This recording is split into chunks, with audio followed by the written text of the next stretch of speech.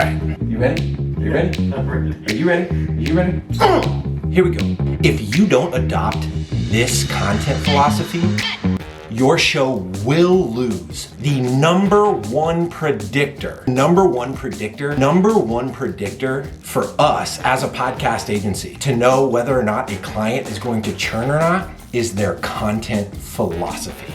So what do I mean by that? No one knows what it means, but it's provocative. The content philosophy that we subscribe to here at Sweetfish is a philosophy that says that you have to put out lots and lots of content. We've been producing podcasts for a variety of clients in the B2B space for several years now. Our content philosophy is very similar to Chris Walker, to Gary Vee, to a lot of content creators that you see that are putting out massive volumes of content. And by putting out lots and lots of content, that means you can't nitpick little details. Well, the squirrels are back in the attic. You can't go in and say, oh, well, we need to go back and edit and put a comma in the video caption of this micro video. Or we need to go back on the 27-minute mark of that podcast episode and make sure that we cut that little flub. If that's your approach to your show, to your podcast, you are not going to be able to put out nearly enough content to actually penetrate. Can we say penetrate?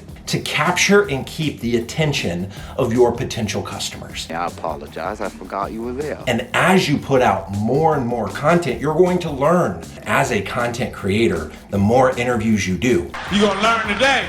it's going to make your content better and better and better and better. Combing through your podcast content with that fine tooth of a comb, you're not going to be able to ever get to a point where you're producing daily content. And I know that sounds crazy. That's probably a little too greasy. Like, there's no way I'll ever be able to produce a daily show. That's part of the reason our show, B2B Growth, is successful. We ship daily. Right here?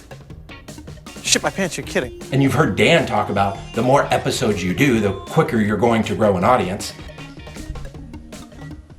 But that's because the more episodes you do, you're getting better at the craft of interviewing. You're understanding your buyers better and better and better. And so if your content philosophy is not to ship a lot of content, I can't wait to ship my pants. you're going to lose to the company that does ship a lot of content. You cannot be romantic about every single one of your episodes. Hello, young lover, whoever you are. I take a lot of inspiration from YouTube. And when I see YouTube creators that are real and raw and authentic and genuine, it makes me want to follow their content even more. Now he's a philosophizer. Even in the way we've edited this course, you see a lot of the flubs and the screw ups. I'm looking here and I should be looking here. And the way we've edited it together, it's compelling. We're not going from beginning to end in one cut. Of course we're not. We're stumbling all over ourselves here. This is our very first course.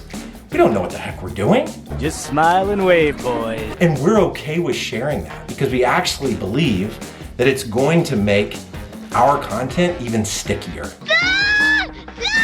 People are going to want to consume it even more because they know it's authentic. There are certain things that, editing those pieces, sure, if you catch it, awesome. But if you don't catch it, it's not the end of the world.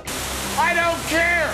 I was listening to a podcast episode last night. I heard the guest's kid screaming in the background. Shut up. Did I stop listening to the episode? No. Would it have been better if he would have cut it out? Maybe. They didn't let that stop them from shipping the episode. They got the episode out. I consumed that content. I now have awareness of that show. I now have a deeper understanding of the guest's philosophy. They did themselves a favor by just shipping the content. I now have awareness of that show. I now have a deeper understanding of the guest's philosophy. They did themselves a favor by just shipping the content. The reason we all know who Gary Vee is because he puts out an enormous amount of content. And I spit it 40 times a day, all the time. I did no audio, no lighting. I look like a hostage. D-Rock, that was one of the biggest things you learned coming into my world, right?